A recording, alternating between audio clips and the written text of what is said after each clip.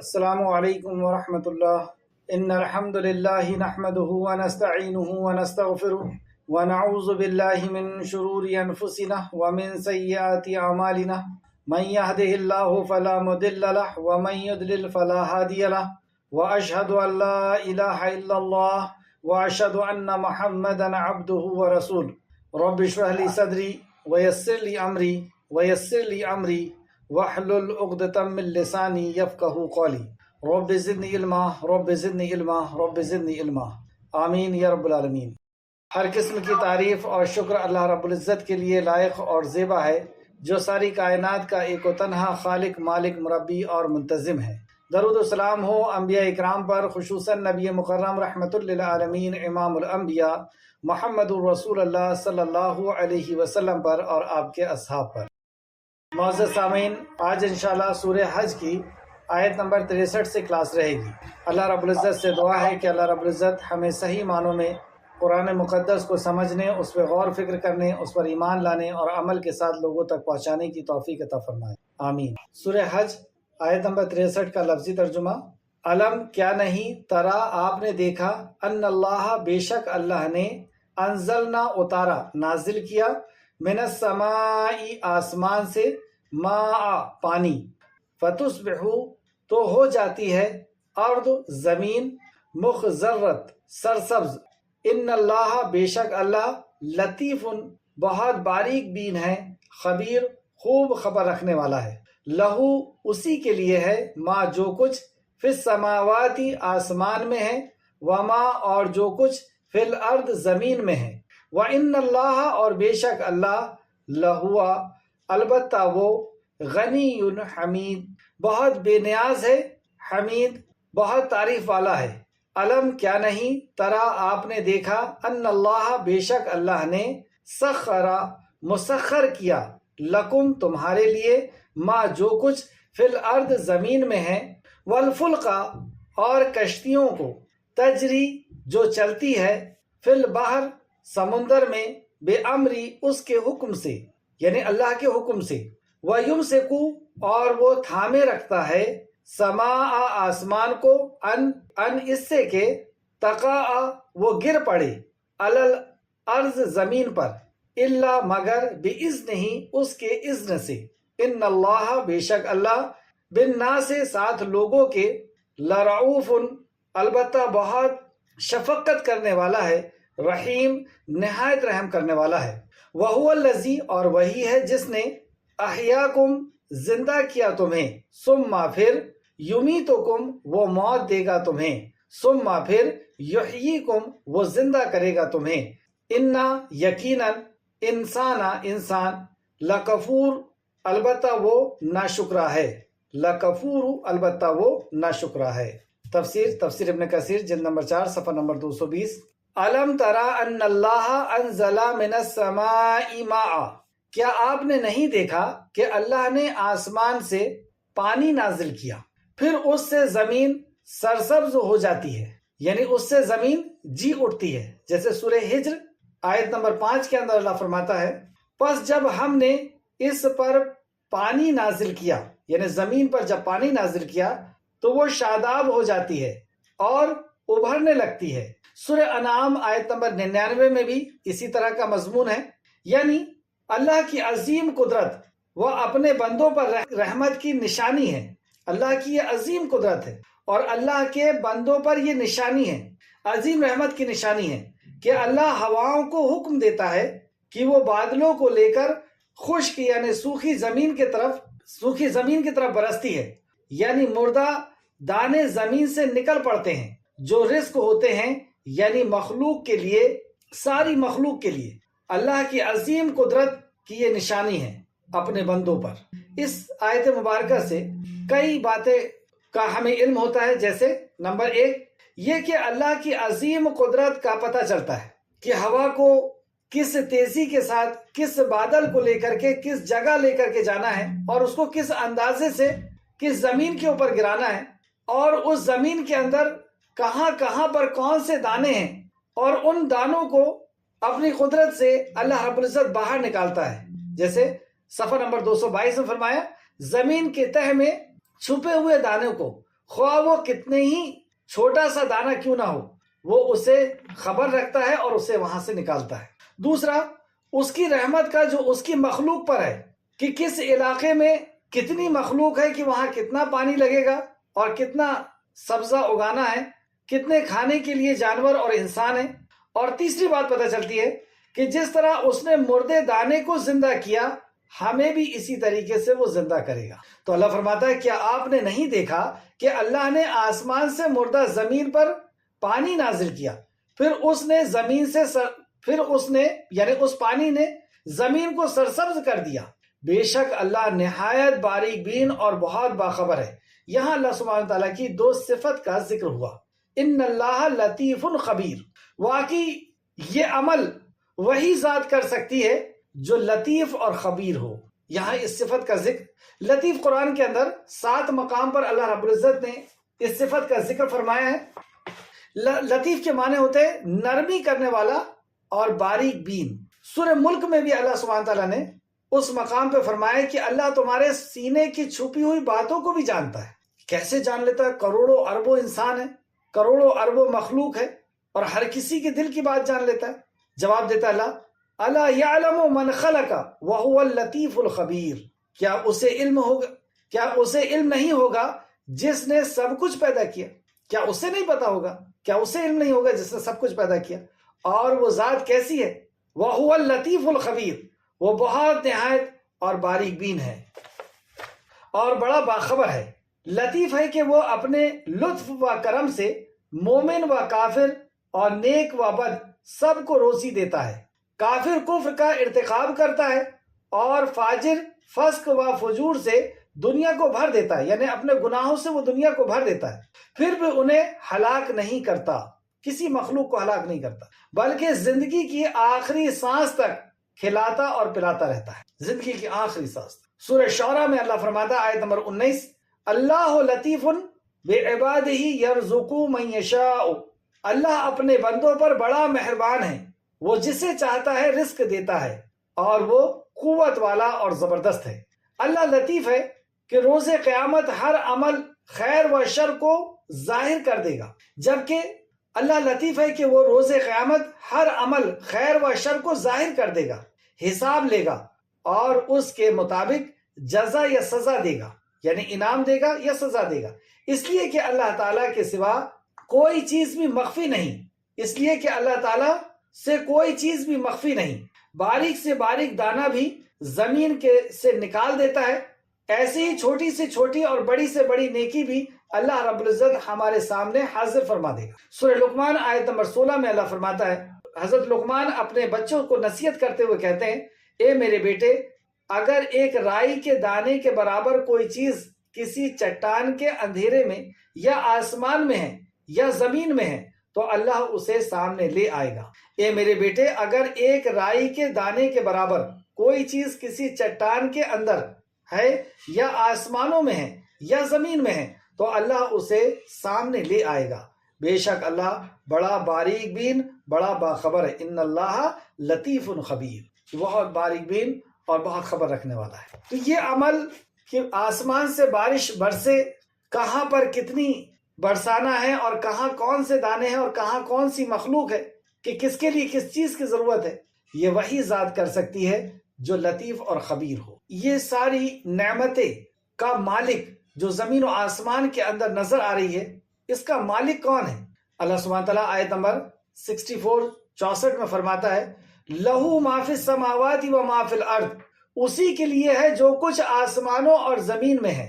آیت الکرسی میں بھی اس مضمون کا ذکر ہے، لہو ما فی السماوات و ما فی الارض، اسی کے لیے ہے جو کچھ آسمانوں اور جو کچھ زمین کے اندر۔ یہ اللہ سبحانہ تعالیٰ کی ملکیت کا ذکر، اور اس ملکیت کے بعد اللہ رب العزت نے یہاں پہ پھر دو اپنی صفات کا ذکر کیا، وَإِنَّ اللَّهَ هُوَ الْغَنِيُّ الْحَمِيدُ، بلا شبہ اللہ ہی بے نیاز لائق تعریف ہے۔ سورہ مومن اللہ رب العزت کی ملکیت کے تعلق سے، کہ اللہ کی ملکیت کو ہر کوئی قبول کرتا ہے، کہ واقعی یہ کائنات کا مالک کوئی انسان، کوئی فرشتہ، کوئی جنات، کوئی پیڑ، کوئی اور چیز نہیں، کوئی مخلوق نہیں۔ جیسے سورہ مومن آیت نمبر 84 سے 89 تک، 84 سے 89 تک، کہیے یہ زمین اور اس میں جو کچھ بھی ہے کس کا ہے؟ آپ ان مشرکوں سے پوچھئے جو اللہ کا حق کسی اور کو دیتے ہیں کہ زمین اور اس میں جو کچھ بھی ہے کس کا ہے، اگر تم جانتے ہو۔ وہ ضرور کہیں گے اللہ ہی کا ہے۔ کہہ دیجئے پھر کیا تم نصیحت حاصل نہیں کرتے کہ جب سب کچھ اسی کا ہے تو وہی دے سکتا ہے، کوئی اور کیسے اس کی ملکیت میں سے کوئی چیز دے سکتا ہے؟ کہیے ساتوں آسمان کا رب اور عرش عظیم کا رب کون ہے؟ ان سے پوچھئے کہ ساتوں آسمان اور عرش عظیم کا رب کون ہے؟ ضرور کہیں گے کہ اللہ ہی ہے۔ کہہ دیجئے پھر کیا تم ڈرتے نہیں؟ یعنی اس کا حق کسی اور کو دینے میں تمہیں ڈر نہیں لگتا؟ اس کے علاوہ کسی اور کو حاجت روا مشکل کشا سمجھنے میں تمہیں ڈر نہیں لگتا؟ کہو کون ہے کہ وہ صرف اس کے ہاتھ میں ہر چیز کی ملکیت اور بادشاہی ہے، اسی کے ہاتھ میں ہر قسم کی ملکیت اور بادشاہی ہے ہر چیز کی، اور وہ پناہ دیتا ہے اور اس کے مقابلے میں پناہ نہیں دی جاتی۔ وہی ہر مخلوق کو پناہ دیتا ہے اور اس کے علاوہ کوئی اور پناہ نہیں دے سکتا۔ اگر تم جانتے ہو تو پوچھئے ان سے، ضرور کہیں گے اللہ ہی کے لیے ہے۔ کہیے پھر تم کہاں سے جادو کیے جاتے ہو؟ یعنی تم کہاں بہک رہے ہو، کہاں جا رہے ہو؟ یہ ہے اللہ کی ملکیت جس کا انکار کوئی نہیں کر سکتا۔ یہاں ہر قسم کے منافقوں، مشرکوں اور کافروں سب سے اللہ رب العزت نے کہا کہ ان سے سوال کیجیے کہ زمین و آسمان کا مالک کون ہے۔ آج بھی آپ دیکھیں کوئی یہ نہیں کہہ سکتا کہ کوئی انسان ہے، کوئی درخت ہے، کوئی پیڑ ہے، کوئی جانور ہے، کوئی فرشتہ ہے، کوئی جنات ہے۔ سب یہی کہیں گے کہ وہ اللہ ہے، وہ ہے جس کے سوا کوئی عبادت کے لائق نہیں۔ تو اپنی ملکیت کا ذکر کرنے کے بعد اللہ سبحانہ تعالیٰ نے یہاں پہ دو اپنی صفت کا ذکر کیا، وَإِنَّ اللَّهَ هُوَ الْغَنِيُّ الْحَمِيدُ، اور بلا شبہ اللہ ہی بے نیاز اور لائق تعریف ہے، بے نیاز، ایسی بڑی ملکیت کے مالک۔ غنی کے معنی بڑا بے نیاز و بے پرواہ، دو معنی میں، بڑا بے نیاز اور بے پرواہ، ساری مخلوق سے اپنی قدرت کے بنا پر بے پرواہ اور بے نیاز۔ وہ اس کی ایسی قدرت ہے کہ وہ ساری مخلوق سے بے پرواہ اور بے نیاز ہے، یعنی اس کو کسی کی عبادت کا کوئی محتاج نہیں ہے اللہ سبحانہ تعالیٰ، اور سب اس کے محتاج ہیں، وہ کسی کا محتاج نہیں۔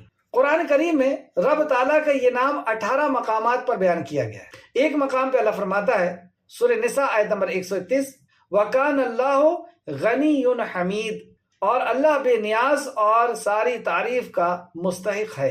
اللہ بے نیاز ہے، اللہ کو بندے کے مال کی ضرورت نہیں ہے، وہ تو غنی اور بے نیاز ہے۔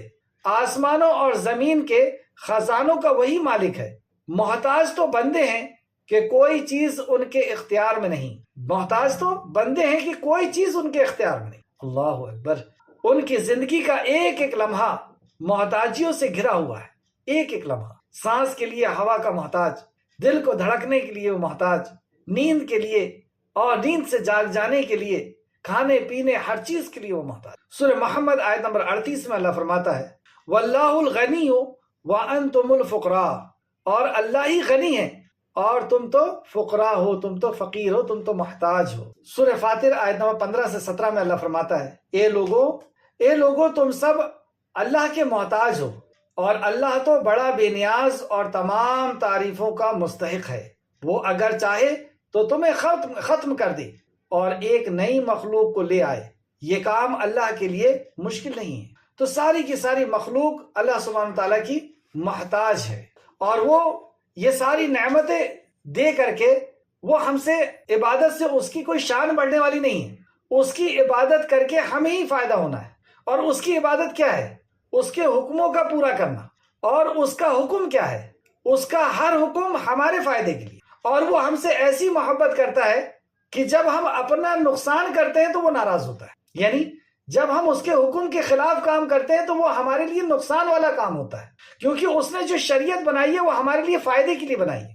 اس نے شراب کو اگر حرام کیا ہے، اس نے غیبت، چغلی اور جھوٹ کو منع کیا ہے، تو اس میں ضرور ہمارا ہی نقصان ہے، اور جتنا بڑا نقصان ہوتا ہے اللہ رب العزت اتنا زیادہ ہم سے ناراض ہوتا ہے، اتنا بڑا وہ گناہ کہلاتا ہے جتنا بڑا ہمارا نقصان ہوگا۔ تو اللہ رب العزت نے یہ ساری نعمتیں دے کر کے کہ وہ بارش برساتا ہے اور اس کے ذریعے سے ہمارے کھانے اور پینے کا انتظام کرتا ہے اور ساری مخلوق کا انتظام کرتا ہے، اور اسی کی ملکیت ہے، وہ اپنی ملکیت سے ہمیں نوازتا ہے۔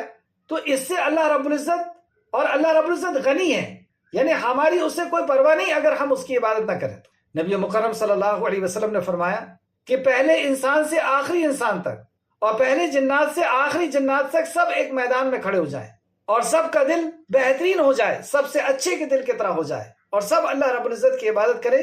حدیث کا مفہوم ہے کہ اللہ کی شان میں کچھ بڑھنے والا نہیں، وہ ایسی بلند شان اور مرتبے کا مالک ہے، اور سارے کے سارے انسان اور جن نافرمان ہو جائیں، سب سے برے دل کی طرح ہو جائے، تو اللہ رب العزت کی شان میں کچھ بھی گھٹنے والا نہیں۔ تو وَإِنَّ اللَّهَ لَهُوَ الْغَنِيُّ الْحَمِيدُ، کہ وہ بلا صبح بے نیاز اور لائق حمد ہے، حمد کے لائق تو اسی کی ذات ہے۔ اور وہ رب کیسا کہ یہ ساری مخلوق جو تمہیں نظر آ رہی ہے وہ سب تمہارے لیے پیدا کیا۔ أَلَمْ تَرَ أَنَّ اللَّهَ سَخَّرَ لَكُم مَّا فِي الْأَرْضِ جَمِيعًا أَلَمْ تَرَ أَنَّ اللَّهَ سَخَّرَ لَكُم مَّا فِي الْأَرْضِ، کیا آپ نے نہیں دیکھا کہ بے شک اللہ نے تمہارے تابع فرمان کر دیا ہے جو کچھ زمین میں، یعنی زمین کے اندر جو بھی چیز ہے وہ سب تمہارے تابع فرمان کر دیا۔ سورہ بقرہ کے اندر اللہ فرماتا ہے خَلَقَ لَكُم مَّا فِي الْأَرْضِ جَمِيعًا، جو کچھ زمین کے اندر ہے وہ سب تمہارے لیے، یعنی اتنی بڑی کائنات جہاں پر بھی تمہاری نظر جائے وہ تمہاری خدمت کے لیے پیدا کی گئی۔ سورہ زاریات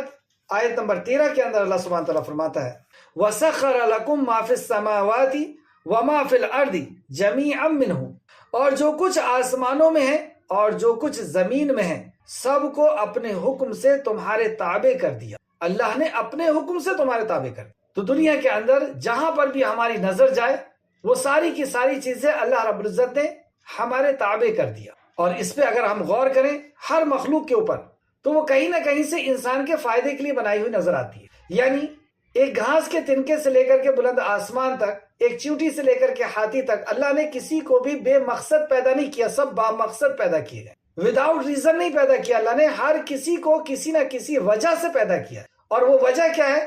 حضرت انسان کی خدمت۔ تو پھر انسان کو کیوں پیدا کیا؟ تو انسان کو یہ ساری مخلوق کو یوز کرنے کے لیے، اس سے فائدہ اٹھانے کے لیے اس قدر نعمتیں دے دی جن نعمتوں کو نہ گن سکتے، نہ دیکھ سکتے، نہ جان سکتے۔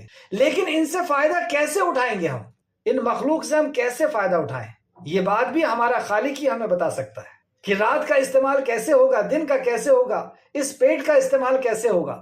کیا تمہارے لیے، تمہارے جسم کے لیے فائدہ مند ہے کیا چیز کا پینا، کس چیز کا کھانا تمہارے لیے فائدہ مند ہے، زبان سے کیا بات بولنا تمہارے لیے فائدہ ہے، دماغ سے کیا سوچنا تمہارے لیے فائدہ مند ہے، یہ اللہ ہی بتائے گا۔ تو اللہ کے بتائے مطابق چلنا اسی کو عبادت کہتے ہیں۔ اور اس کو دوسرے انداز میں اللہ فرمایا وَمَا خَلَقْتُ الْجِنَّ وَالْإِنسَ إِلَّا لِيَعْبُدُونِ، کہ میں نے نہیں پیدا کیا انس اور جن کو مگر اس لیے کہ وہ میری عبادت کریں، اللہ کی عبادت کریں۔ اور اللہ ہی کی عبادت میں، اللہ کی عبادت یعنی اللہ کے حکم کے مطابق جب ہم چلیں گے تو اس دنیا کو ہم صحیح طریقے سے یوز کر پائیں گے کہ والدین کے ساتھ کیا تمہارا اخلاق ہونا چاہیے، رشتہ داروں کے ساتھ کیا ہونا چاہیے، جسم کے ساتھ تمہارا کیا ہونا چاہیے، دماغ اور زبان کے ساتھ تمہارا کیا ہونا چاہیے۔ تو اس میں ہمارا ہی فائدہ ہے، اور اس کو اللہ رب العزت نے عبادت کہہ دیا کہ تم اپنا ہی فائدہ کرو، اور اگر تم اللہ کے حکم کے مطابق اس زندگی کو جیو گے تو یہ جتنی بھی نعمتیں ہم نے تمہارے لیے پیدا کی تم اس سے فائدہ اٹھا لو گے۔ اور پھر اس کے بعد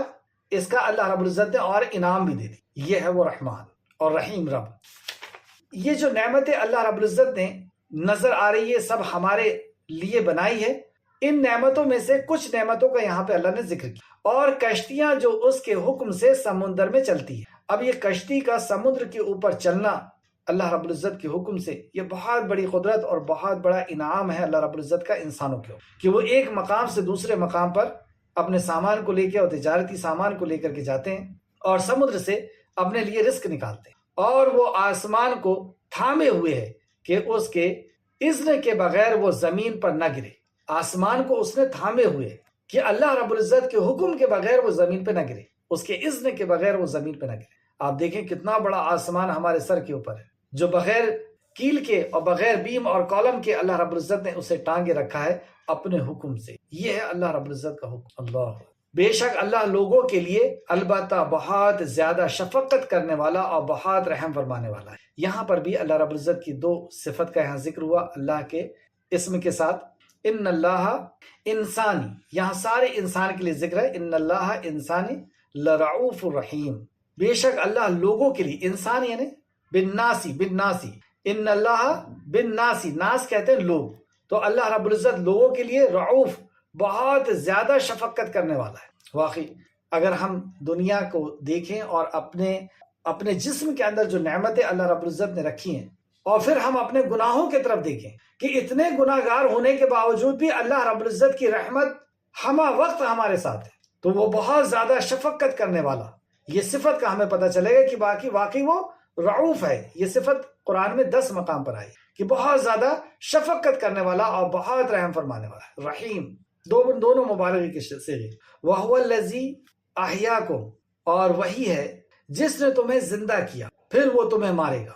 وہی اللہ ہے جس نے تمہیں زندہ کیا، یعنی اللہ رب العزت کے علاوہ کوئی نہیں ہے جو تمہیں زندہ کر سکے، اور وہی ہے جو تمہیں مارے گا، یعنی اللہ کے علاوہ کوئی اور نہیں ہے جو تمہیں مار سکے، پھر وہ تمہیں زندہ کرے گا، اور جس طرح مارے گا اس طرح زندہ کرے گا۔ اور یہ روزانہ کر کے اللہ رب العزت ہمیں دکھاتا ہے کہ ہم سوتے ہیں، یہ ہماری چھوٹی موت ہے، ہم نہیں بھی چاہیں تو بھی ہمیں سونا پڑتا ہے، کھڑے کھڑے اونگنے لگتے ہیں، اور پھر ایک وقت آتا ہے کہ وہ ہمیں اٹھا دیتا ہے۔ اسی طریقے سے ایک دن بڑی موت آنے والی ہے، اور پھر ایک بڑی زندگی، ایک ایسی صبح کہ پھر اس کے بعد رات نہیں۔ تو فرمایا وہی ہے جس نے تمہیں زندہ کیا پھر وہ تمہیں مارے گا، پھر وہ تمہیں زندہ کرے گا، بے شک انسان بڑا ہی ناشکرا ہے۔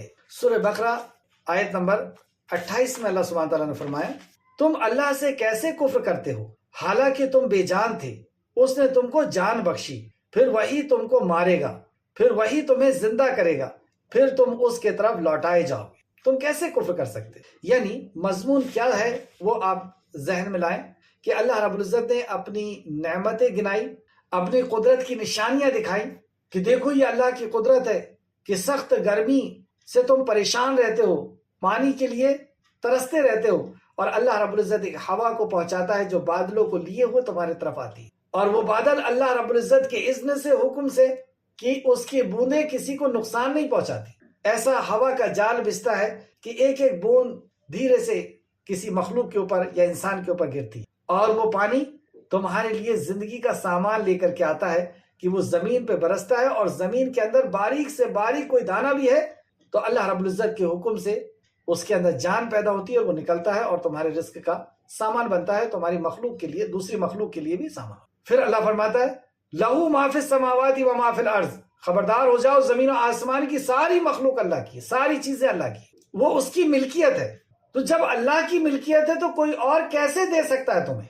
تم کسی اور سے دعا کیسے کر سکتے ہو، کیسے مانگ سکتے ہو؟ ملکیت تو اللہ کی ہے، اور وہ ملکیت کے بعد کیسا بادشاہ ہے، وَإِنَّ اللَّهَ هُوَ الْغَنِيُّ الْحَمِيدُ، وہ غنی ہے۔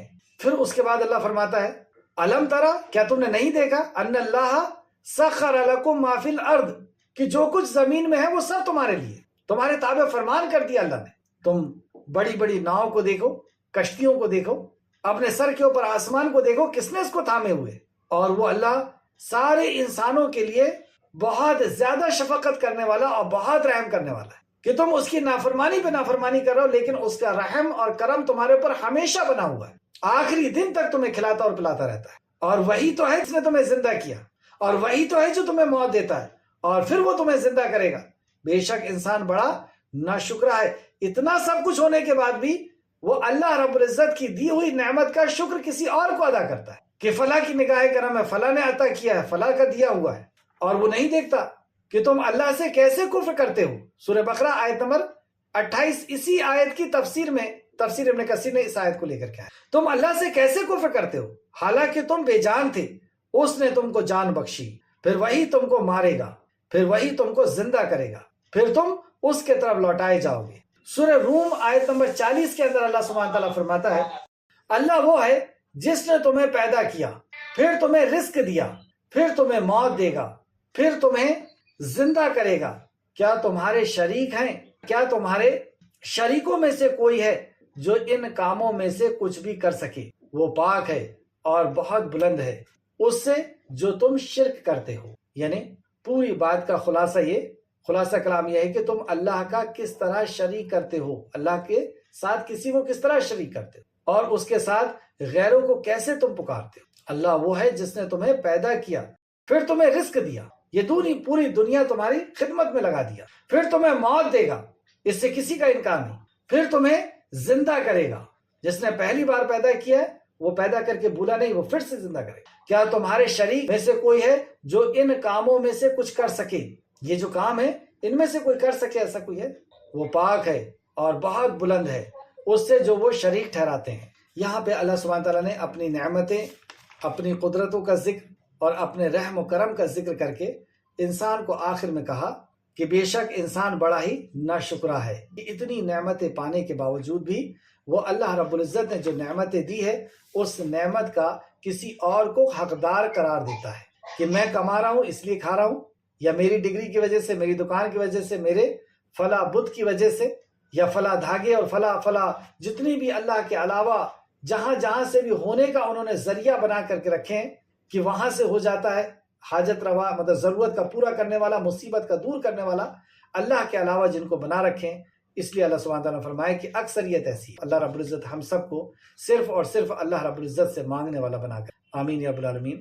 آیت نمبر 67، ہر امت کے لیے ہم نے طریقہ عبادت مقرر کیا ہے۔ یہاں پر بھی غور کریں، طریقہ عبادت اللہ مقرر کرتا ہے، ہم طریقہ عبادت مقرر نہیں کر سکتے۔ عبادت کا کیا طریقہ ہوگا یہ اللہ رب العزت نے وقتاً فوقتاً انبیاء علیہ السلام کو بھیج کر کے بنایا۔ تو ہر امت کا، جیسے آپ دیکھتے ہیں کہ یہودیوں کے لیے تورات نازل کیا، نصرانیوں کے لیے انجیل نازل کیا، اور پھر آخر میں ساری امت کے لیے اور قیامت تک کے لیے اللہ رب العزت نے قرآن مقدس کو نازل کیا۔ تو ہر امت کے لیے ہم نے طریقہ عبادت مقرر کیا ہے، وہ اس پر عمل پیرا ہیں، لہٰذا وہ اس امر میں آپ سے ہرگز نہ جھگڑا نہ کریں، اور آپ اپنے رب کے طرف دعوت دیں، یقیناً آپ راہ راست۔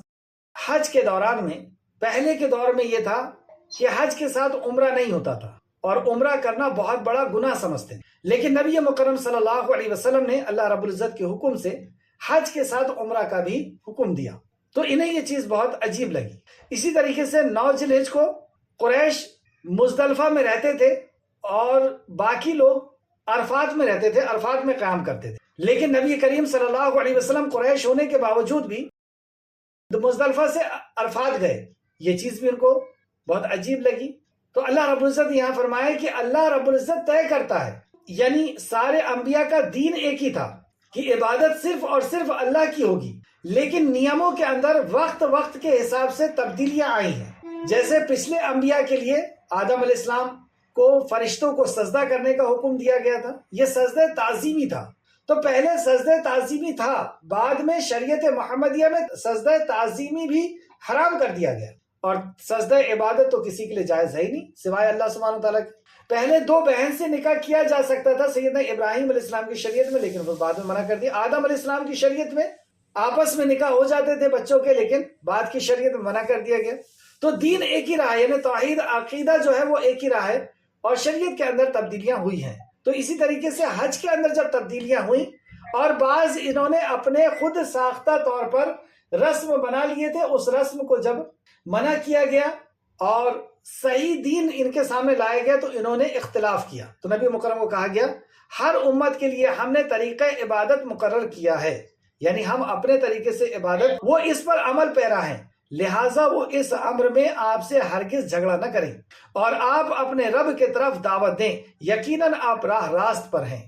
تو آپ اپنے رب کے طرف دعوت دیں، یعنی جو طریقہ عبادت اللہ رب العزت نے نازل کیا ہے اس طریقہ عبادت کی طرف آپ دعوت دیں۔ سورہ قصص آیت نمبر 87 میں اللہ فرماتا ہے، اور وہ آپ کو اللہ کی آیتوں کی تبلیغ سے، یعنی اللہ کی آیتوں کو لوگوں تک پہنچانے سے، بعد اس کے کہ وہ آپ پر نازل ہو چکی ہے، بعض اس کے کہ وہ آپ پر نازل ہو چکی ہے، روک نہ دیں، اور آپ انہیں اپنے پروردگار کی طرف بلائیں، سبحان اللہ، اور وہ آپ کو اللہ کی آیتوں سے بعد اس کے کہ وہ آپ پر نازل ہو چکی ہے۔ تو یہ آیتیں اللہ رب العزت نے جو آپ پر نازل کیا ہے وہ اس لیے نازل کیا تاکہ آپ اس کو لوگوں تک پہنچا دیں، اور وہ اس پہنچانے کے کام میں آپ کو روک نہ پائیں، روک نہ دیں، اور آپ انہیں اپنے پروردگار کی طرف بلائیں۔ اسی طریقے سے آگے اللہ سبحانہ تعالیٰ فرماتا ہے آیت نمبر 69، اور اگر وہ آپ سے جھگڑا کریں تو آپ کہہ دیجیے تم جو عمل کرتے ہو اللہ اسے خوب جانتا ہے، اللہ ہی یوم قیامت تمہارے مابین ان باتوں کا فیصلہ کرے گا جن میں تم اختلاف کرتے۔ سورہ یونس آیت نمبر 41 میں اللہ فرماتا ہے، اور اگر وہ آپ کی تکذیب کریں، یعنی آپ کا انکار کریں، آپ کو جھٹلائیں، اگر وہ آپ کی تکذیب کریں تو آپ کہہ دیجئے میرے لیے میرا عمل ہے اور تمہارے لیے تمہارا عمل ہے، تم اس سے بری ہو جو میں عمل کرتا ہوں اور اسے بری ہوں جو تم عمل کرتے ہو اور میں اس سے بری ہوں جو تم عمل کرتے ہو، یعنی میرے اعمال میرے لیے اور تمہارے اعمال تمہارے لیے۔ تم جو عمل کر رہے ہو اللہ رب العزت کی نافرمانی جانتے بوجھتے ہوئے کہ یہ آخری نبی ہیں اور یہ آخری کلام ہے، اس کے باوجود تم نافرمانی کرتے ہو تو تمہارا عمل کا انجام تمہیں ہی بھگتنا ہوگا اور میرے اعمال میرے ساتھ ہیں۔ آج کی کلاس کی آخری آیت نمبر 70۔ الم تعلم ان اللہ، کیا آپ نہیں جانتے کہ بے شک اللہ ہی جانتا ہے جو کچھ آسمانوں اور زمین میں ہے۔ زمین و آسمان کا غیب صرف اور صرف اللہ جانتا ہے۔ دوسرے مقام پہ بھی اللہ نے فرمایا قل لا يعلم من في السماوات والارض الغیب الا اللہ، زمین و آسمان کے اندر جتنا بھی غیب ہے وہ صرف اللہ سبحانہ تعالیٰ جانتا ہے۔ یہ اللہ کی صفت ہے جو صفت کسی اور کی نہیں ہو سکتی۔ بلا شبہ یہ سب کچھ کتاب لوح محفوظ میں ہے، بے شک یہ اللہ پر بالکل آسان ہے۔ تو جو کچھ زمین و آسمان کے اندر ہے یہ سب کچھ اللہ رب العزت کے پاس کتاب لوح محفوظ میں ہے۔ اور ایسا نہیں کہ صرف اس وقت کا، جب سے دنیا قائم ہے اور جب تک دنیا قائم رہے گی اور ہمیشہ ہمیش یہ ساری چیزوں کو اللہ رب العزت جاننے والا ہے، وہ ایسا علیم ہے۔ تو بے شک یہ بات اس کے لیے بہت آسان ہے۔ اتنی بڑی کائنات کے اندر کیا ہے اور کیا ہونے والا ہے اور کیا ہو چکا ہے اور کیا ہوگا، اس سب کا اللہ جاننے والا، اور یہ اس کے لیے آسان ہے۔ تو اللہ تعالیٰ کو تمام کائنات کا اس کے پیدا کرنے سے پہلے ہی علم تھا، اور یہ سب کچھ اس نے اپنی کتاب لوح محفوظ میں لکھ رکھا ہے۔ صحیح مسلم میں عبداللہ بن عمر رضی اللہ عنہ کی روایت سے ثابت ہوتا ہے کہ رسول اللہ صلی اللہ علیہ وسلم نے فرمایا اللہ تعالیٰ نے تمام مخلوقات کی تقدیر آسمان اور زمین کے پیدا فرمانے سے 50,000 سال پہلے لکھ دی، اور اس وقت اس کا عرش پانی پہ تھا۔ تو ہماری پیدائش سے کتنا سکون دیتی ہے یہ حدیث کہ کوئی کچھ نہیں کر سکتا، کوئی نہ ہمارا بگاڑ سکتا ہے اور نہ کوئی ہمارا بنا سکتا ہے۔ جو کچھ ہونا ہے وہ اللہ رب العزت نے کرنا ہے، اور ہماری پیدائش سے 50,000 سال پہلے اللہ سبحانہ تعالیٰ نے اس کو لکھ دیا۔ مسلم شریف حدیث نمبر 2653۔ ایک اور حدیث دیکھیں، رسول اللہ صلی اللہ علیہ وسلم نے فرمایا اللہ تعالیٰ نے سب سے پہلے قلم کو پیدا کیا۔ اب یہ حدیث بھی ترمذی اور ابو داؤد کی صحیح حدیث ہے، مسند احمد نے بھی اس کو روایت کیا ہے، لیکن اس کے باوجود بھی لوگ گڑی ہوئی اور جھوٹی باتیں کرتے ہیں کہ اللہ نے سب سے پہلے فلاں چیز پیدا کیا اور اس سے پھر فلاں چیز پیدا کیا۔ یہ صحیح حدیث دیکھیں، رسول مکرم صلی اللہ علیہ وسلم نے فرمایا اللہ تعالیٰ نے سب سے پہلے قلم کو پیدا کیا، اور اس سے، قلم یعنی لکھنے کی چیز، اور اس سے فرمایا لکھ۔ اس نے کہا میں کیا لکھوں؟ پھر فرمایا لکھ دے، تو قلم نے اس وقت وہ سب کچھ لکھ دیا جو قیامت تک ہونے والا تھا۔ تو اللہ رب العزت کے حکم سے، اللہ رب العزت کی قدرت سے اس قلم نے وہ سب کچھ لکھ دیا جو قیامت تک ہونے والا تھا۔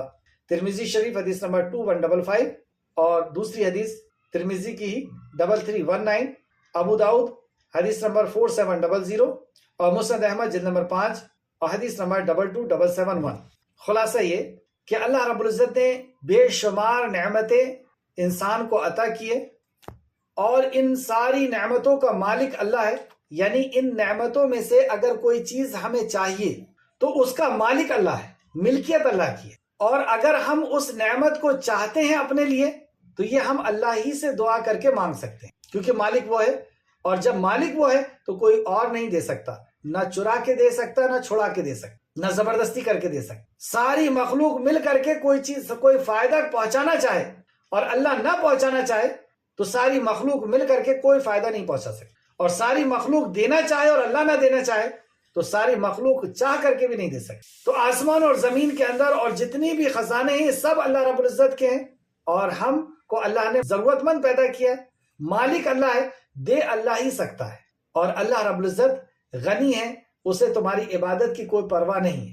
تم اگر اس کے حکم کو مانو گے تو یہ حکم اللہ رب العزت نے جو بنایا ہے تمہارے ہی فائدے، یعنی ہمارے فائدے کے لیے بنایا ہے، اور اس کو اللہ نے عبادت کا نام دے دیا۔ فائدہ اس میں ہمارا، یہ جو رولز اللہ نے بنائے، جو قانون اللہ نے بنایا، اس پہ چلنے میں ہماری فائدہ ہے، لیکن اللہ نے اس کو بھی عبادت کہہ دیا اور اس کا بدلہ جنت عطا فرما دی۔ تو مخلوق جتنی بھی ہے، لیکن اس اللہ رب العزت نے فرمایا کہ جتنی بھی مخلوق ہے وہ تمہارے لیے بنائی ہے، اور وہ بہت زیادہ شفقت کرنے والا ہے، رحیم ہے، لیکن اس کے باوجود بھی اللہ رب العزت نے انسان کی اکثریت کے تعلق سے فرمایا، اور وہ ہے جس نے تمہیں زندہ کیا پھر وہ تمہیں مارے گا، پھر وہی تمہیں زندہ کرے گا، بے شک انسان بڑا ہی ناشکرا ہے۔ یہ ساری نعمت ملنے کے بعد بھی وہ ناشکراپن کرتا ہے کہ دیا اللہ رب العزت نے، لیکن وہ کسی اور کو کہتا ہے، یہی کفر جو ہے انسان کو جہنم میں لے کر کے جائے گا۔ یہ نعمتیں اللہ نے دی لیکن وہ کسی اور کو اس کا.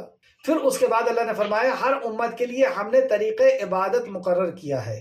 تو مشرکین مکہ نے جو حج اور عمرے کا طریقہ خود اپنے طرف سے بنا لیا تھا اور کچھ طریقہ جو صحیح بھی تھا ابراہیم علیہ السلام کی شریعت میں، لیکن اللہ رب العزت نے اسے تبدیل کر دیا. تو اس کے لیے جو انہوں نے اعتراض کیا تو اللہ نے فرمایا کہ ہر امت کے لیے ہم نے طریقہ مقرر کیا ہے. تو اللہ نے جو طریقہ عبادت کا مقرر کیا ہے وہ عبادت کا طریقہ اللہ رب العزت قبول فرمائے گا. ہماری مرضی کا کوئی بھی طریقہ اللہ رب العزت عبادت کے لیے قبول نہیں. عمل کی قبولیت کی 3 شرائط میں سے ایک شرط ہے. پہلا، ایمان کی موجودگی میں اخلاص کے ساتھ اور شریعت کے مطابق، یعنی نبی کریم صلی اللہ علیہ وسلم کے طریقے کے مطابق ہمارا عمل ہوگا تو اللہ سبحانہ تعالیٰ اسے قبول کرے گا. آخر میں اللہ رب العزت سے دعا ہے کہ خالق مالک جو کچھ بھی ہم نے پڑھا اس میں ہمیں مزید غور و فکر کرنے کی تو توفیق عطا فرما. جب تک ہمیں زندہ رکھ، ایمان، اخلاص اور عمل صالح کے ساتھ زندہ رکھ. ہمارا خاتمہ بالخیر فرما اور نیکوکاروں کے ساتھ ہمارا شمار فرما. آمین یا رب العالمین. السلام علیکم ورحمۃ اللہ وبرکاتہ.